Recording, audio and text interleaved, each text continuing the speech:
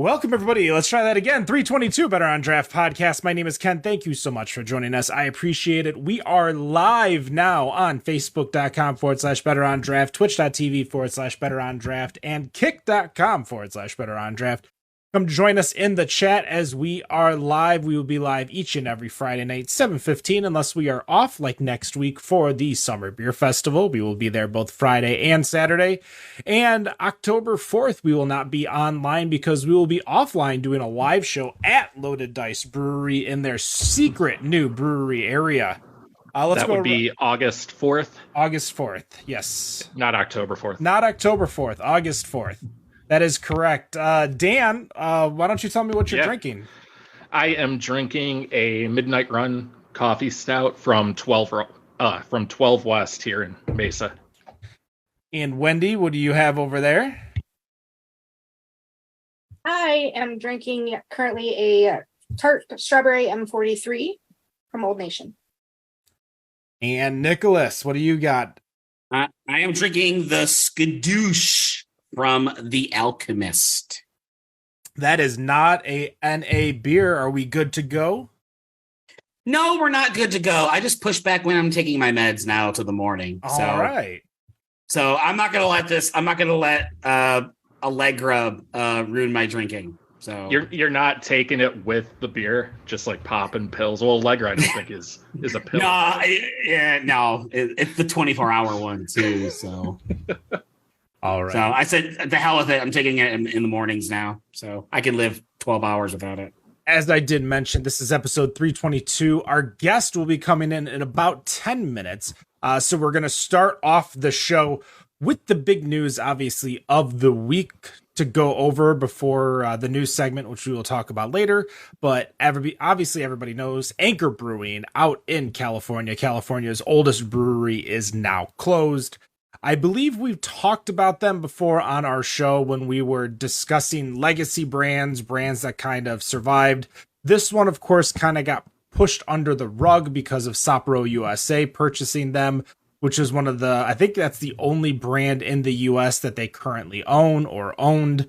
There are a lot of people at the brewery that are not necessarily shocked. They believe that once Sapporo purchased Anchor, there we go, that it was kind of just going down. But I guess the question I want to ask to you guys, we have 3 brands in Michigan that currently have investment from out of state or out of country out of country investors, being Founders being purchased by San Miguel. We have Bell's being purchased by Kieran/Lion.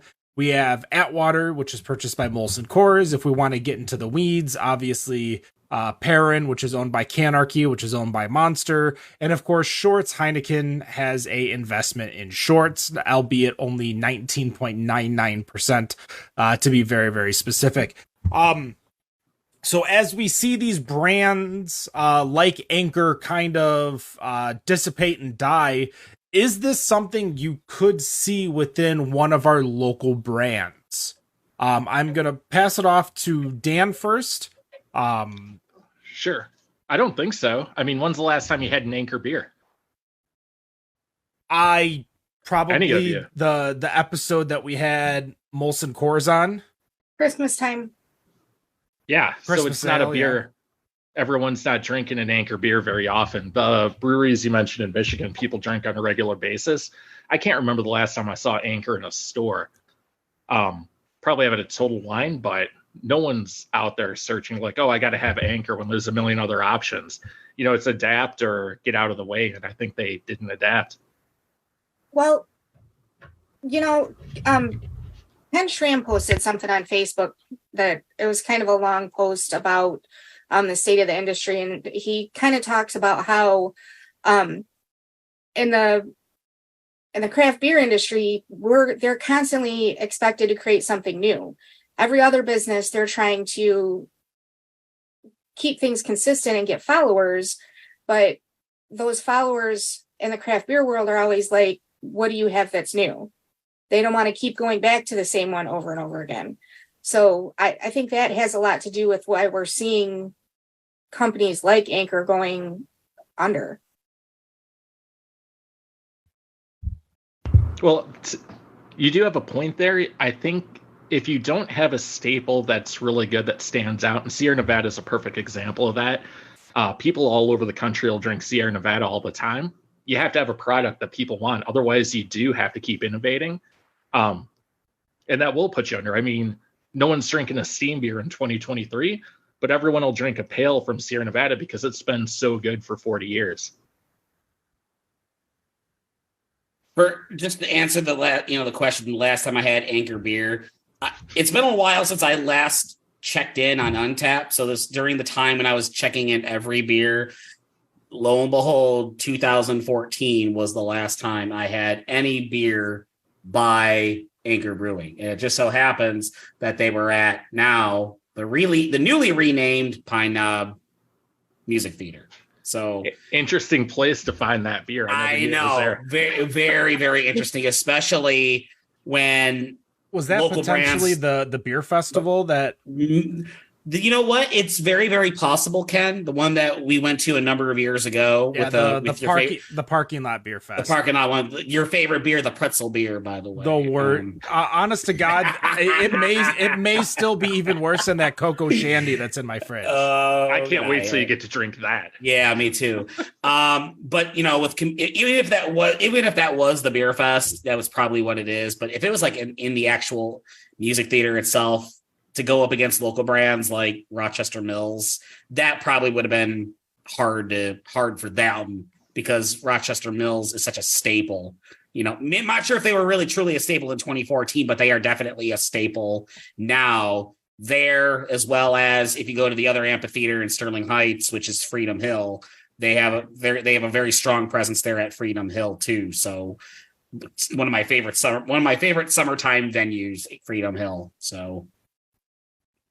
But can it happen here in Michigan? There's always, never say never, but we've already seen some of the bigger ones kind of get not necessarily gobbled up, but not to the point where they just shutter completely.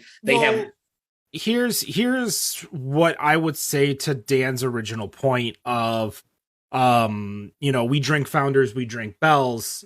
When was the last time somebody here had an Atwater? Wendy's probably going to say Christmas or a week ago. Yesterday. It was actually a couple of months. Or when were they supposed to be on the show? Because I went to the brewery to get beer. I think back in like April.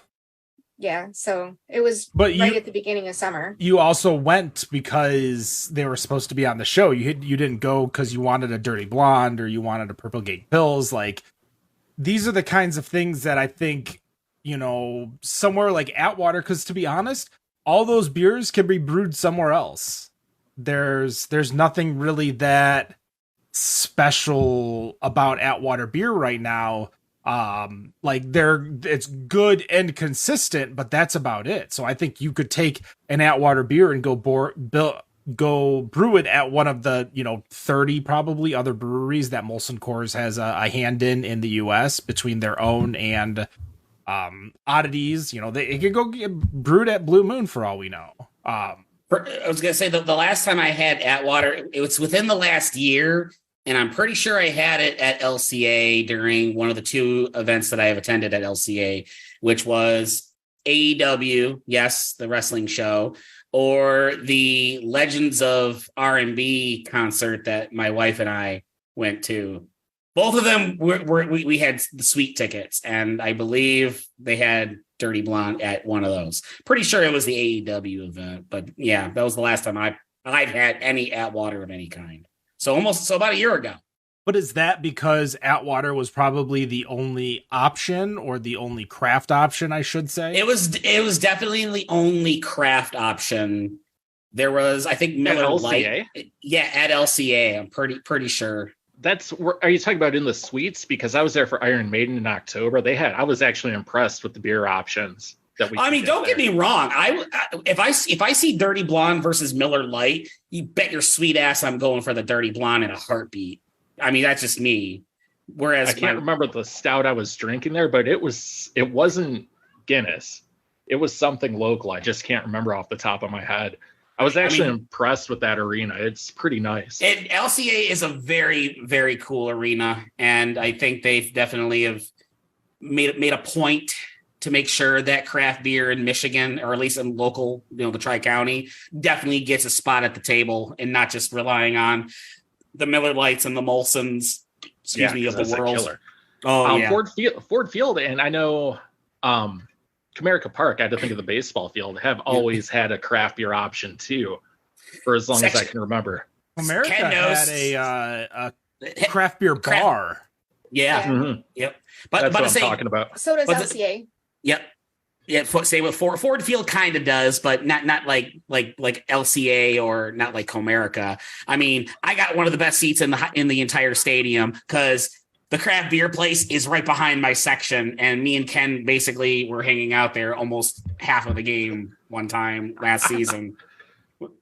Honestly, though, I think maybe it's the style of beer, but the craft beer section at Ford Field is something to be lacking.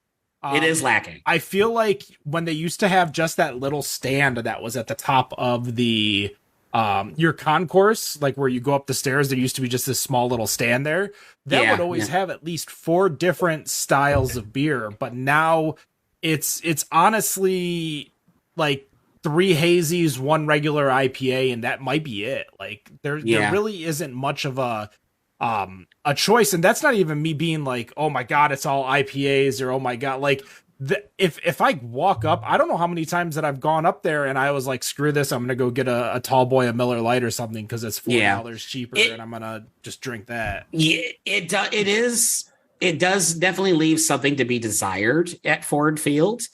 I will say that they have given Old Nation one of the biggest spotlights out of all of the craft beers, because it is a title brand at Ford Field. You constantly see advertising on all of the big boards across the entire field, like in the field area. So no matter where you're sitting, you're going to see Old Nation pop up, and they definitely have gone all in on Old Nation with respect to advertising, and you can get it anywhere within Ford Field. So they have definitely put all their chips into them. And why not? Because they talk about it all the time on the radio, especially on where they ever play the games. So they're gonna get people to buy, and they're gonna get people to buy big. And for it being such a good beer, it'd be crazy of them not to do that.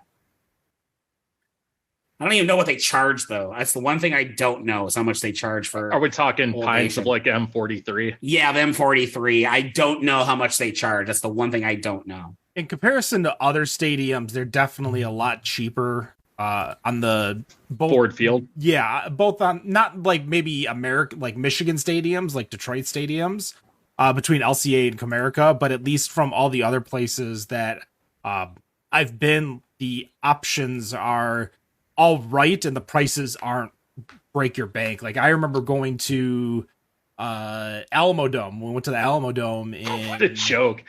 In January, and it was San Antonio, $16 or $18 for a 16-ounce can of Budweiser. And it was, and you couldn't cash find only. beer anywhere. Yeah, cash only. You couldn't find beer anywhere. You had to find an ATM. That was one of the biggest. I was actually going to bring that up. One of the biggest jokes I've ever seen. If you remember, it might have been a year or two now. Rob had an article about the arenas or the football stadiums that have the most expensive and the least expensive options. And I remember Detroit being pretty low. I don't know about the football field here, but you can go to the baseball game, get decent beer, like your Lagunitas, that sort of thing. And you get one of those bombers for $10. So it's a pretty good deal. But I remember Detroit being pretty low on that list too, when it came to beer prices. Well, I mean, do they sell beer at the soccer games, Wendy? Yes. What's the price? Is it? You're muted. I hit the wrong button. Like I'm brand new.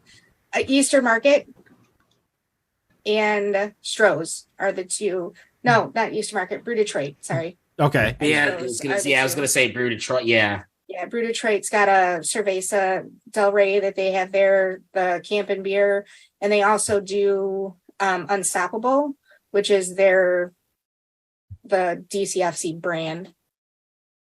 Okay, that makes sense. But the prices aren't too bad. No, not at all. No, it's like I think $7 for a can. Is that what they are right now? Yeah. Is it a tall can? Yeah. I mean, okay. It's a 16 ounce. Okay, it's been a while since I was last at a game. So. Yeah, and the smaller cans, some of them you can get them even cheaper than that.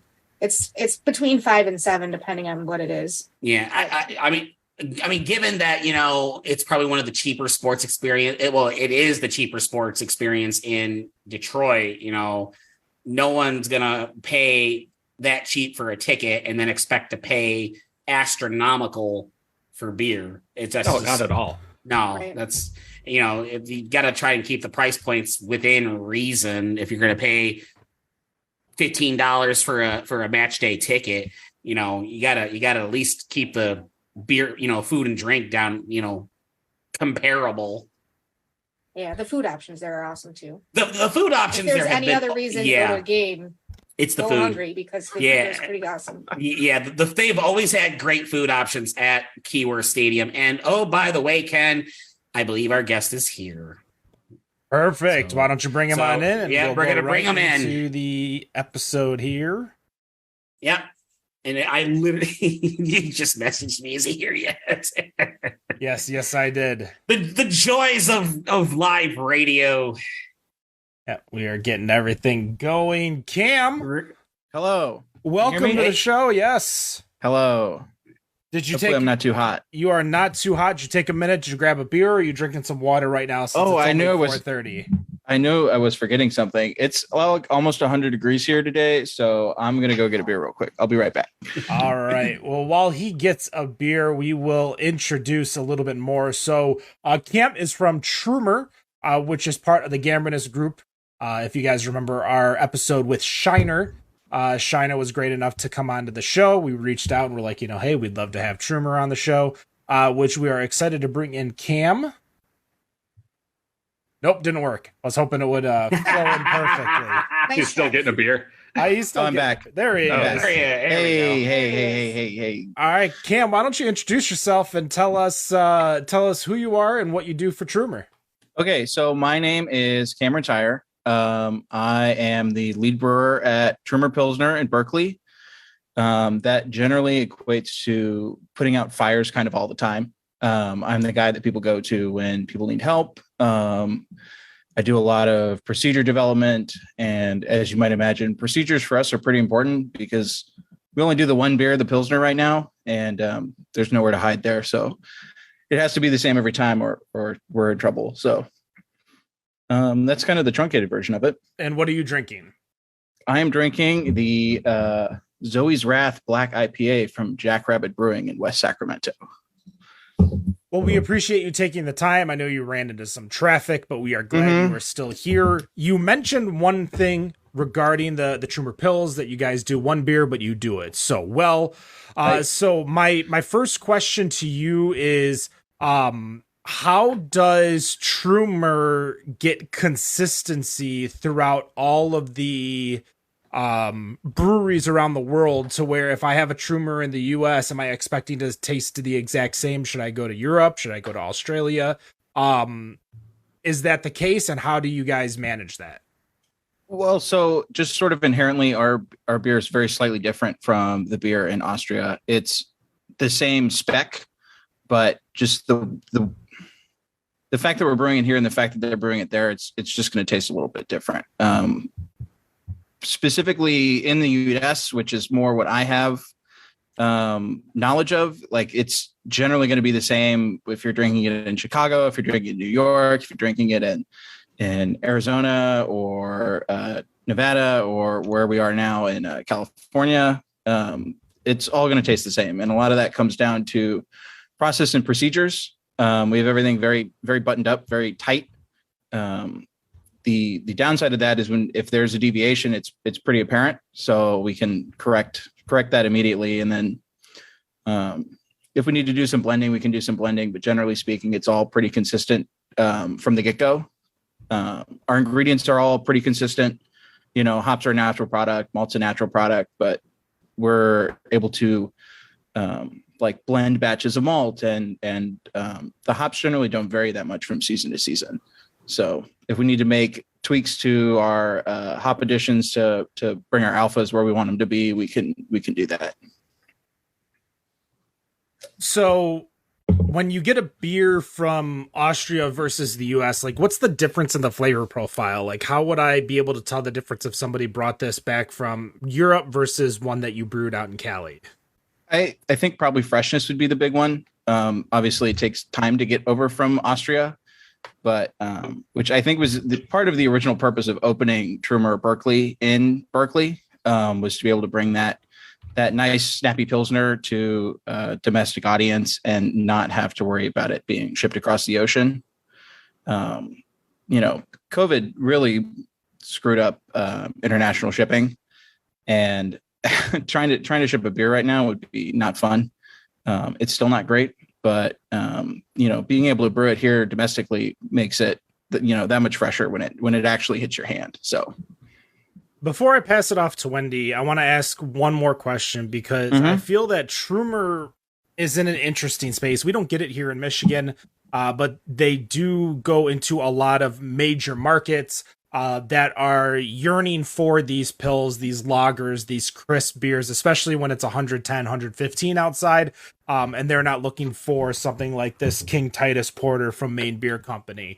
Do you see Trumer in the market more against, like right now, obviously, since you're making just the one beer, more against like Pilsners, lagers, like the more national brands like Bud, Labatt, Molson, Coors, or do you think you see yourself more in the craft beer space as Gambrinus / Trumer is in the craft beer space? So I think we kind of strike a balance of doing both. This is very inside baseball, but there was a period in time where when Anheuser-Busch was bringing Stella production over from Belgium to the United States, that there was not a lot of Stella on the West Coast, and we were able to go in and fight for those handles and actually win some of them, which was very nice for us. But on the flip side of that, I think the beer scene in the San Francisco Bay Area, and maybe more broadly California, and maybe more broadly than that, the United States, is really competitive. Like we're all friends, and one of our neighbors called us up and said, "Hey, can I borrow 20 sleeves of cannons?" And we were like, "Yeah, sure, no problem." And so we're all collaborators in that sort of sense, but we're still competitors in that there's a finite amount of beer people can drink. Right. I wish it weren't so, but so be it.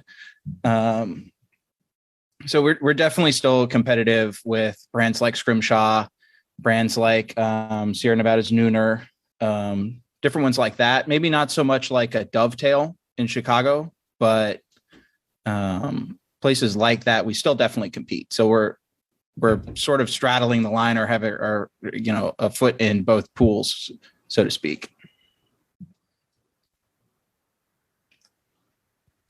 So I think Ken's done, right?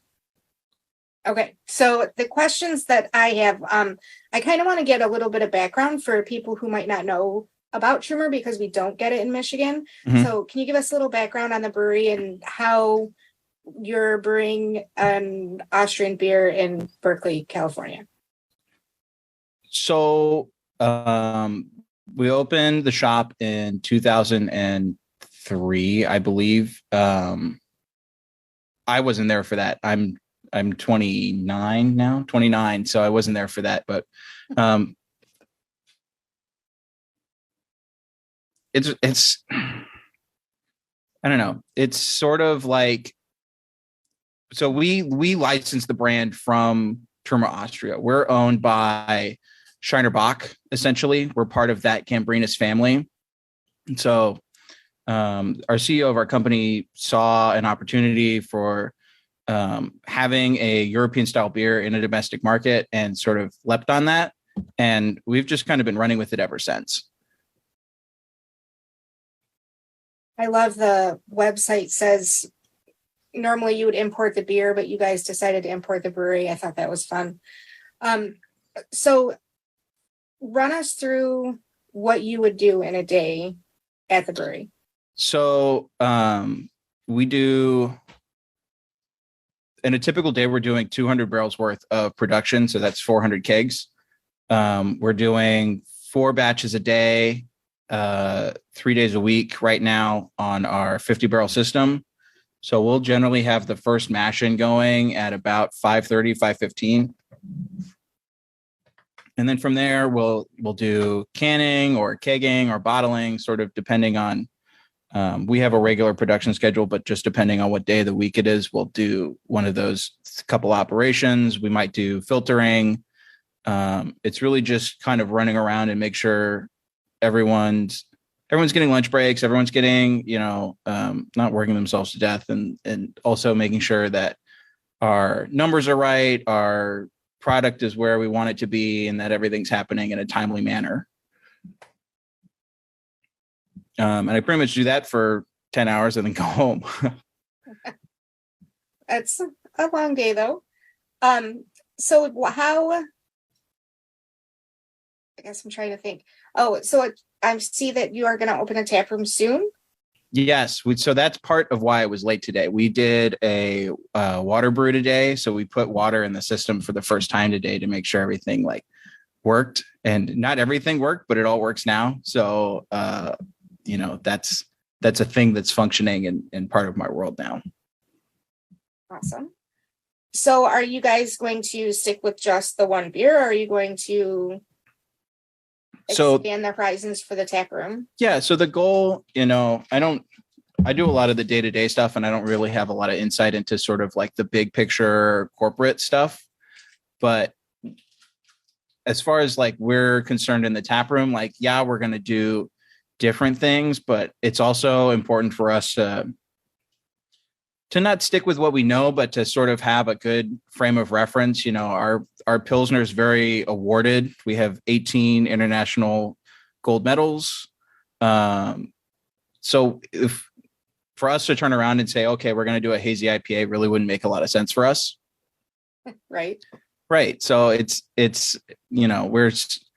right now we're looking at doing traditional European styles, and then there's the prospect of branching out from there. I know some of the guys I work with are very hot to trot on doing weird stuff. I've heard a pina colada Pilsner. I've heard somebody talk about a coffee beer. There's a lot of excitement in the shop right now, and I think that's not necessarily focused, but we're trying to focus in terms of what's actually going out the door on traditional European lager styles right now. And the hope is that, or the thought is that we will potentially expand beyond that, but that's outside of sort of my scope and what I can keep track of, essentially. So I'm just curious, has Trumer ever had a public tap room in the US? So we used to have a small tasting room in the shop. In the brewery, there's an upstairs space that has 2 drafts, 2 taps on it.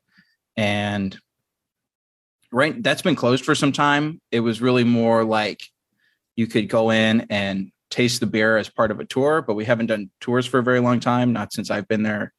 So the answer is kind of. What we're doing now is a really big departure from what we've done in the past, where there's a kitchen now, so food's going to be a part of it. And we're all very excited about this, that we have this new way to sort of interact with the people who like our beer and the people around us, and potentially different companies as well with collaborations. But that's probably getting a little too far forward there. So what about you personally? What type of style of beer would you like to see? So way back in the day, I did my internship at New Helvetia Brewing Company in Sacramento, and we were hosting the welcome reception for the brewers, all the different brewers that were in town for the California Craft Beer Conference. And I did a tomato and basil goza way back in the day. Yeah. a lot of eyebrows went up when I said that to other people as well. I'm now you have to talk a little bit about that now. So basically, we already made a goza. The brewery does like a lemon goza every year. I don't know if they still do it or not. I've kind of been out of the scene, but at the time we had a goza on tap, and I was like, all right, how can we make this kind of weird? And Sacramento is also known as Sacra Tomato, because there's a lot of tomato agriculture in the area. So there's, you can get these really delicious, wonderful heirloom tomatoes at the farmer's market pretty consistently. So we basically went and bought a flat of heirloom tomatoes and buzzed them in a blender and threw it in a bag and in a cheesecloth bag and threw that in a keg with some like basil leaves and basil buds and just let it ride for a little bit. And then, put it on tap, and it was just really, really developed. The basil wasn't overwhelming, which I think a lot of herb beers can kind of end up tasting like you're drinking potpourri. And this wasn't like that. This was a little sweet and a little savory and balanced with the salinity of the goza, with the sort of juiciness of the tomato, and just sort of had this basil backdrop running through it. And it's not my greatest achievements, but it's certainly one of the things I'm most proud of. So if we could find a way to do that again, I'd be very excited. All right. So I'm curious. Oh, sorry, Wendy, were you still? No, go ahead. All right. So I'm kind of curious because, you're in the state of California. You have some really heavy hitters there as far as breweries go. Where does this beer stack up? Is this a beer people generally know about? I personally never heard about it. I'm here in Arizona where we're melting. This would be a good style of beer to drink during this kind of weather. But, I've never heard about this. But, I know about Firestone Walker 805. I know about the breweries, Kolsch, and beers in their Helles, that style of beer. Yeah. Where does this really match up with everyone who you're competing against? So we have the ability to distribute to sort of hotspots around. So we're currently in 7 states: California, Oregon, Washington, Nevada, Colorado, Illinois, and New York. So we have sort of this transcontinental reach with our product. But overall, our annual production, if everything's plugging along, we'll do about 30,000 barrels, and that's not a ton. So it's, if you've heard it, if right? To say what the kids are saying nowadays. But that's kind of it. I wish we were in more states. I wish we had a broader reach, but at the same time, we have to, we can't overextend ourselves and compromise on the procedures that make our beer as good as it is, because it is a really good beer. And if we were to just throw caution to the wind and start, just trying to pump numbers out, I don't think we would do ourselves any favors with that. Well, yeah, we've been doing this a long time. We've seen plenty of breweries that overextended themselves and actually became their downfall. Plus, with 50 different states, 50 different laws, it makes it really difficult, to try and expand. I know that's not part of your thing there, but it does make it hard. Now, as far as the tap room goes, is it just going to be the one beer on tap when it opens? No. I have a list of, I don't know what I'm allowed to say and what I'm not allowed to say. So forgive me if I'm a little coy about some of this, but sure. Now, are these beers you are brewing, or are you bringing them in? No, we're brewing them. You're brewing them. Okay. Yeah. So what we did not want to do was have a spectrum of different variations of Trumer Pilsner. We're in a very competitive scene where we're at. And if we just showed up with like, oh, we did a Pilsner with Citra, and we did a Pilsner with Mosaic, and we did a Pilsner with Sabro, and we did a Pilsner with some other hop that smells like cat piss. I don't. Oh my God. I wasn't ready for that. That's not going to get us where we need to go. So it's important to us that we be able to sort of spread our wings enough to be taken seriously in our local market here. It's funny you mentioned that. There was years ago, I think it might have even been before the show or right after it started, someone did a tap takeover. It was Dark Horse, a brewery called Dark Horse, and they were taking over like over 100 taps, but they had like 97 versions of Crooked Tree. And kind of, you can back me up on this. Was it Crooked Tree or was it Plead the Fifth? No, it was Crooked Tree. It was Crooked Tree? Okay. It's their standard IPA, and they brought a bunch of variants of that beer because that was their top selling beer, if I had to guess at that time. Because while Plead the Fifth was a big beer, their barrel aged Plead the Fifth and all that fun stuff was more limited release. So yeah, it was Hopcat Detroit. It was before the show started. So my guess was 2013, 2014. But yeah, they did that tap takeover, and we still make fun of it till this day, apparently. Yeah. There's a brewery up in the foothills they had 20 beers on tap, and it was 4 to 6 variations of the same 4 to 5 beers. And it's just like the one that doesn't really tell me anything about what you're doing as a producer, because you're sort of drawing yourself into a box and trying to color in the lines, and that doesn't tell me what you're able to do from a creative perspective, and that doesn't tell me what you're able to do from a technical perspective. Brewing all these different styles of beer has different technical challenges with it. And if we just did the same like 15 different shades of Trumer Pilsner, people are going to laugh at us. So we wanted to not do that.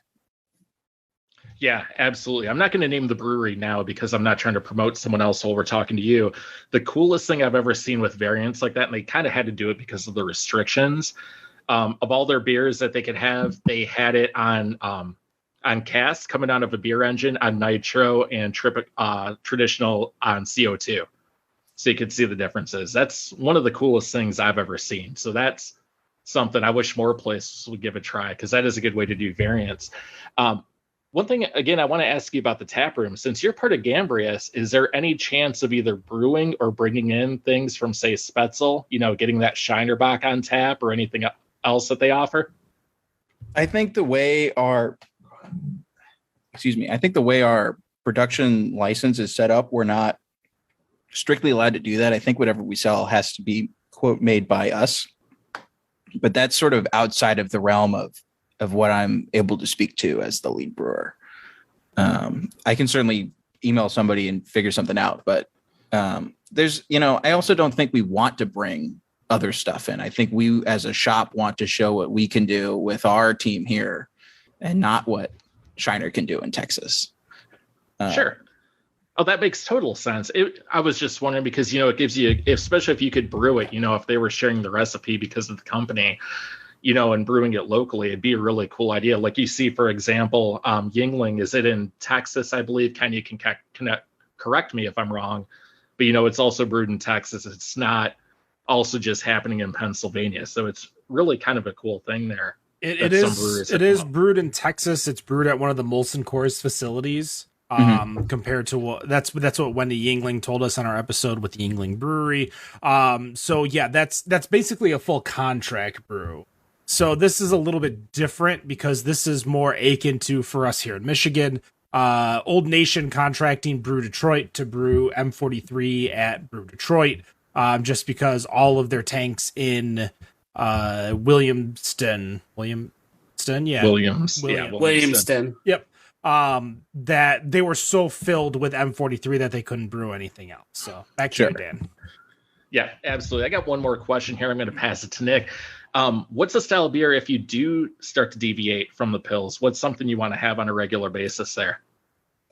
Well, I'm being from the West Coast. I like hops. So if I had my choice, I would say a cold IPA.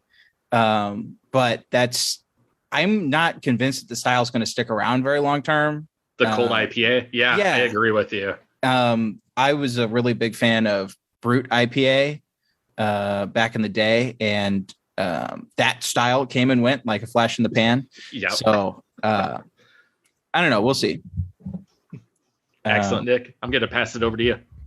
Right. If I may for a minute, just go back. Go for it. I want to go back to your question about what we get from Gambrinus. And I think for us being a smaller shop, where we sort of lean on Gambrinus is for distribution resources.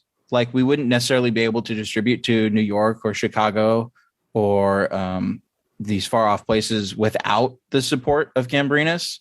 And also in just procuring ingredients. So we get all of our malt is from Europe. All of our hops are from Europe. Our water's obviously not from Europe. We ship in a proprietary yeast strain that we get from a bank in Germany. So it's being able to lean on them for sort of the more macro industrial things is really where we see the advantage of being tied in with a company like that. And maybe to give you a more specific example, cans were really scarce during the pandemic, right? And we had some heartaches trying to get cans in, but for the most part, it was okay because we were able to go to Papa Gambrinus and say, "Daddy, I need more cans," and we got them. So it worked out. Yeah, that's a great connection to have, though. That works out really good. It sounds like for you. This is where you're turning out. All right. Yeah. Hold on. Wait a minute. Someone here wants to say hi. Come here, buddy. Oh man. All right. This is a weekly thing now. What's going it is on? Because I know his bedtime is pushed out to 8:00 here. So Cam, I wanted to switch gears a little bit. Let's talk a little bit about you because you love that? Okay. Yeah. Good night, buddy. My favorite subject. Yeah, fair enough. Ken was so courteous to share your LinkedIn profile with me, and I was kind of browsing through it. Oh God. Yeah. Oh boy. No. I'm not sure where this conversation is going to go, but you went to Oregon State. Yes. You did not necessarily, based on what your previous experiences are, you didn't start necessarily in beer. You started in food. And do you feel like that kind of experience kind of got you ready for beer, for the beer industry at all? Maybe specifically how it relates to me and how I learned how to make beer. I want to make sure I phrase this correctly. So my home brewing career maybe started a little early, and I'll just leave that at that. But that's are we talking pre-21? Whoa. Hang on. No. Nobody said that. All right. I mean, it's not our fault they sell all the ingredients and all the equipment to do it. Look, I was just really bad at making porridge. Okay. If I'm not mistaken, you only need to be 18, at least in Michigan, to home brew and brew beer. I don't know anything about what the age limit on home brewing alcohol is in California. I know when I was at Oregon State, we were very specific about with the Fermentation Sciences Club. We were very specific about we could sell wort that we brewed on a small system, the R&D system on campus. We could sell the wort, but you had to provide your own yeast because as soon as it hit yeast was introduced, it was then legally beer. And I'm putting big air quotes up here, but it was legally beer at that point. And we couldn't sell that. So going back maybe to the original point is transitioning from cooking to brewing was very sort of natural because screwing around in a kitchen is very similar to getting to sort of cherry pick in a homebrew shop, where it's like, oh, I have all these different options. What should I get? Should I get the filet? Should I do chicken? Should I do fish? Should I do that? Should I do a Berliner Weiss? Should I do steam beer? Should I do Weizenbach? Should I do a cold IPA? Cold IPA wasn't a thing at the time, but you get what I mean. So in that sense, it was a very natural transition for me to say, okay, I'm going to cook food to, okay, I'm going to cook barley and then take the water that comes from that and then put some yeast in it and let it hang out for a while. And then it's going to be beer. I also think that gives me sort of a more nuanced perspective with doing things like a tomato and basil goza and adding fruits or spices or this or that, and that you already sort of have a background in what a good example of this ingredient is supposed to look like. I'm not going to poo-poo on anybody who does like aseptic purees, but I think you get a broader, richer is probably the wrong term, but you get a more nuanced flavor out of doing like a whole fruit versus an aseptic puree. Just because the very nature of an aseptic puree is they're taking a lot of stuff and sort of shooting for like a speck and blending it all together. And that's fine if that's, you want to do like an apricot beer, that's fine. But if you want to say, okay, I'm doing a Sacramento or Foothill apricot beer or I'm going to do like a Michigan cherry beer. You don't necessarily want to do like an aseptic puree, just because the things that make that ingredient special are inherently lost in the aseptic puree preparation process. Okay. All right. Sticking with you for a moment, continuing, you talked about being a home brewer. Do you recall what your first home brew was, and was it any good? Because that's always a question that I always like asking. It was go ahead. It was a Marzen, and it sucked. It was terrible. This was before I had bothered to pick up a book on it. It was all like a lot of YouTube videos of like, you add the yeast and then you let it sit, and if you put it in a closet, it'll be fine. Well, it turns out you can't do that with Marzens because that's a lager style. So I stuck this all extract 3-gallon patch in a Homer, like a Home Depot Homer bucket that's not food grade, and put a lager yeast in it and let it sit in my dad's wine cellar for like 2 weeks. And it tasted like socks and plastic bucket, and it was terrible. And we've grown a lot since then. But that's, it's when children learn to walk, they fall over sometimes. And that was one of my tipping points. And I've picked myself up, and we've been trucking on ever since. Still have not homebrewed anything myself, nor have I ever been part of any of the brewing efforts that the three of these guys with me, and even our previous co-host Rob, still haven't done that. So I'm just going to stick with what I know, and that's just buying the beer. So that's I know where I sit in the brewing world, at least. So I think that almost works better for being in the environment where you're at, because I think a lot of homebrewers get sort of lost in the sauce of being able to do sort of whatever they want, whenever they want, and not have to worry about like, oh, is this going to sell? Is this going to do this? Does this style matter? Is somebody going to look at my label on the shelf and be like, oh yes, that? And, so I think I find a lot of homebrewers tend to sort of get these wild ideas about what the realities of brewing are. And we've definitely hired homebrewers in the past to come take the jump to being a pro brewer. It's not a requirement to being a brewer at all. If you want to come in and work hard and learn, then, I can teach you beer. I can't teach you how to work hard. I think that statement right there, I think that kind of just says it right for everything. Not just in, that's kind of how I would take it for across the board, but we've had so many people on the show in the past that, yes, you can brew the best, but you also have to put the work in, which means cleaning the tanks, sterilizing, doing all that stuff, the stuff that people don't really talk about, or that's not sexy, if you will. They think the sexy part is the liquid itself. That stuff kind of goes into making a quality beer. And what you just said kind of hit the nail on the head, at least in my opinion, that hit the nail on the head. So I'm going to turn this over to Ken. Or can I turn it over to you? You can. All right. Cam, there's been some big news in the country and the world of craft beer. You are right into the neighborhood of that with the closing of Anchor. We talked about it earlier on the show. Obviously, I'm sure you may talk to other brewers and other business owners out there. What's just the feeling that you guys are having with the closing? Is it sadness? Is it shock? Like what's going on in your guys' head with the current situation of it? I don't know. I want to be very delicate in how I phrase this. The body is still warm, so to speak. So I don't want to hurt anybody's feelings. I know I really enjoy Anchor Steam. One of the beers that I did most often when I was homebrewing was a steam beer. And it was really good. So I hope we get to do it again.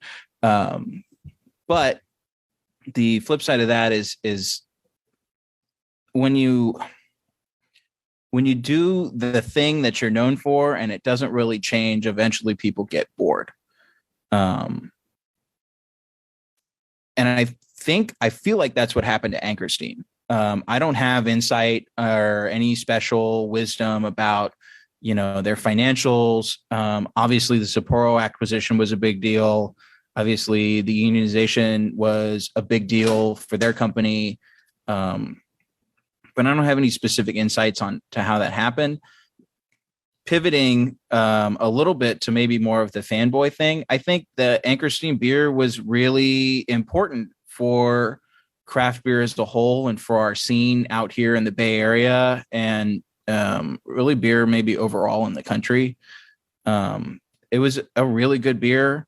I do a little bit of cruising, like on cruise ships, and for whatever reason, I always saw Anchor Steam on beer lists abroad and on these cruise ships. So I don't know that it was a distribution thing, so to speak. But overall, it's just kind of a bummer. It's kind of like when you're, childhood friends with somebody in grade school and they move away. It's kind of like that. Like you don't have that comfort beer anymore. I don't know that I could put it in a more refined point than that. Everybody's still kind of just like trying to figure out which way's up, and everyone's a little sad about it.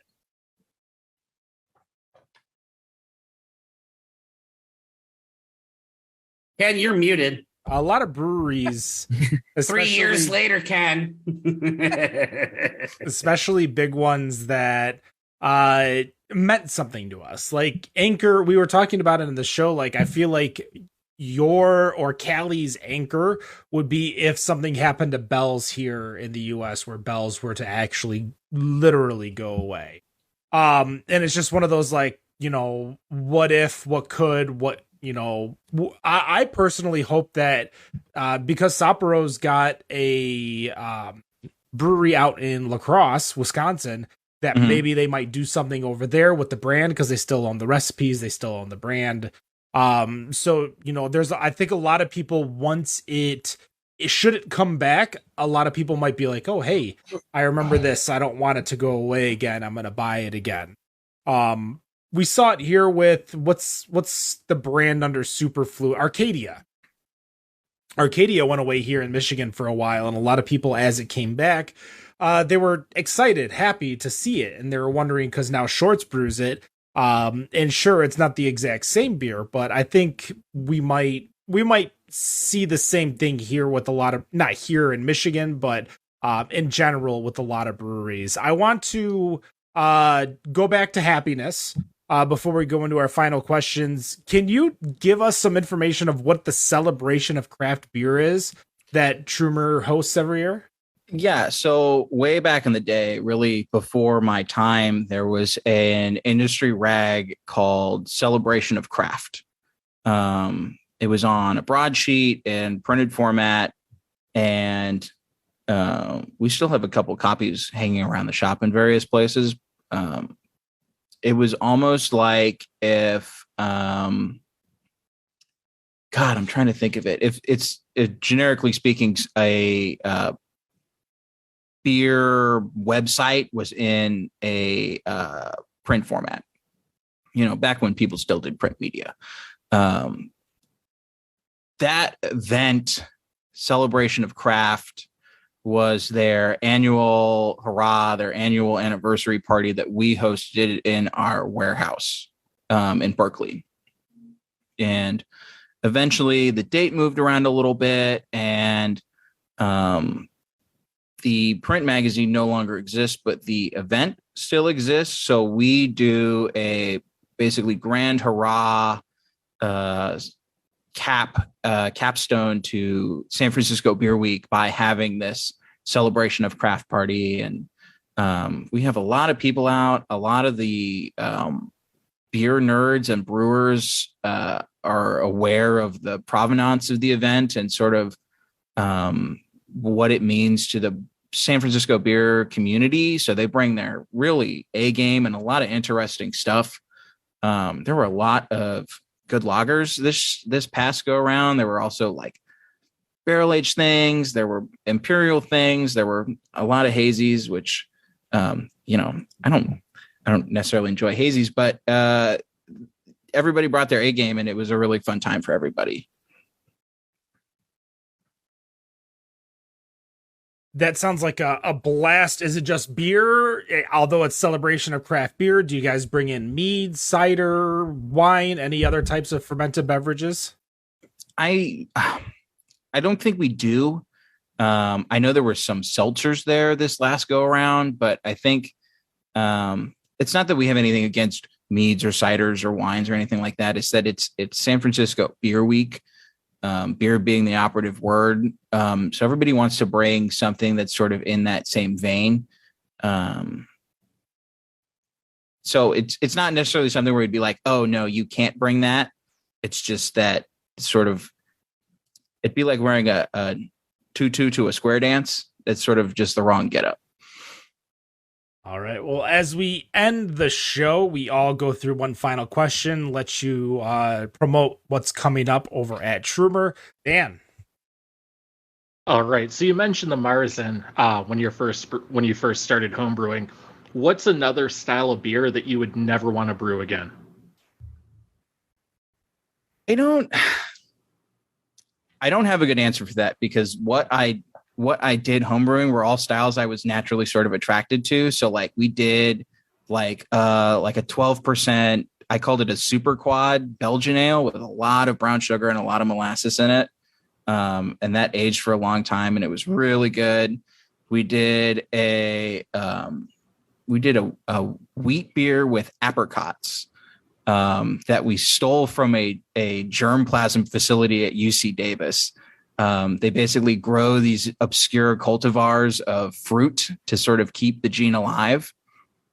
And then this fruit's just hanging out on these trees. So we effectively stole all this fruit and threw it into a beer with this yeast that one of the guys I was brewing with, who was maybe more into the intellectual scientific aspect of it, he basically went around his yard following a honeybee and swabbing all the flowers that this bee landed on. And by the grace of God, we managed to come up with this really interesting yeast that was kind of acidic, but not like out of this world.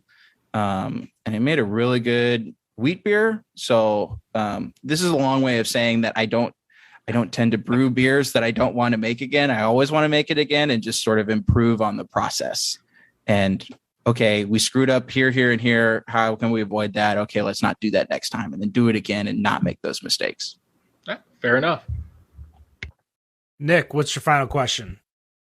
All right. You mentioned it's 100 degrees there in California. Outside of what you're drinking right now, we got another hot weekend coming up, I'm sure. What else are you drinking tonight or this weekend? Where am I? Oh boy, I got too many tabs open. I am drinking this Portuguese wine called Vinho Verde, VINHO VERDE. It's a sort of lower alcohol, slightly effervescent white wine that you serve very cold, and it is delicious. I'm also probably going to drink some Trumer, but I'll probably put a little lemonade in it. And if I'm really going wild, I will put a little bit of gin in it as well to make sort of a botanical shandy, if you will, with ice in it. Don't people sleep on putting ice in beer-based beverages, but you know, that's the norm in Southeast Asia where it's 100 degrees and 100% humidity all the time. So if that's what's enjoyable for you, go for it. We always say here, if you like it, it's a good beer. One of my former teammates in bowling would ice down his Miller High Life. And you know what? I think it slowed him down from drinking. I think that's the reason why he did it, because it really chilled the beer. My final question for you, as you are beginning to experiment, create all of these amazing beers, what is a barrel you want to get your hands on? I may have played my hand a little early here with the reference to a botanical shandy earlier, but I would really like to do a gin barrel Pilsner. I think there's a lot of I think there's a lot of room in Pilsner specifically for non-traditional flavors, which does not mean to say that I want to throw a bunch of juniper branches into my beer. But there's also a lot of cool distilleries around us here. Like St. George is a big one out on Alameda Island. We did a promotion not terribly long ago with Fernet Branca. It's this sort of aggressive Amaro. It's not for everybody, but if you've done food service, you know what Fernet Branca is. And there have been wild discussions about potentially getting a Fernet Branca barrel and putting Trumer Pilsner in it. That's actually surprising that you wanted to put the Trumer Pils in there. I was hoping maybe it might have been something that you were concocting in your head, just a regular beer, not a right. You know what I mean by regular beer, not Trumer beer. I do know what you mean. I know what you mean, but at the same time, we're so new into this sort of whole pilot plant adventure that if I said, okay, I want to put this Weizenbach into a raspberry liqueur cask or into an eau de vie cask or something like that, or a sherry cask, a PX sherry cask, which is very popular now. I wouldn't necessarily know where I was going with it. And I have enough familiarity with Trumer as a consumer, but also as a producer of it to know, okay, this it's almost like a blank canvas in that I know where the lines are with that. And I can color and shade and add texture in all these different places where I maybe don't necessarily have that experience with like a Marzen or a cold IPA or something like that. Well, Cam, where can we find your beer and where can we find Trumer? Give us the rundown, online, offline. Where can we find you guys? So we are at 1404 4th Street in Berkeley, California. We're just off the Gilman exit on I-80.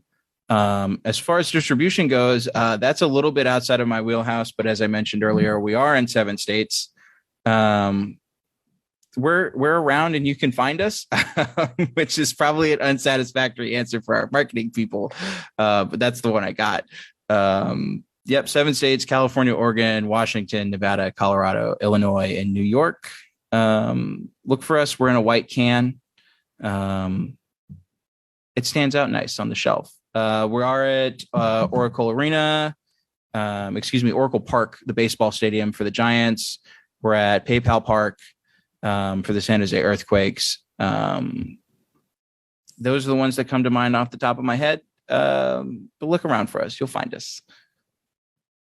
That is going to do it. Episode 322 of the Better on Draft podcast. You can find us live Fridays, 7:15 p.m. Eastern on twitch.tv/Better on Draft, Facebook.com/Better on Draft, and Kick.com/Better on Draft. Of course, all of our social medias: Facebook, TikTok, Instagram, Untapped, Twitter, all Better on Draft. Nick! Yeah. Take it away. Take what away? You might. Oh, I'm closing the show. You're closing the show, yeah. Oh boy. I forgot this. I'm just kidding. Wow, everybody got really concerned all of a sudden. Yeah, this is right Nick's final show, Cam. He's been. This is my final show. Nearly 8 years. Well, then send it. I did a morning talk show at Sonoma State University for like a couple months. So just send it. It's on the internet. It doesn't matter. Just go for it. Can start to do the first line for me, please. Because that's always been your tagline. No matter I can't steal what that from you think of your beer, it's Better on Draft. Good night, everybody. Cheers.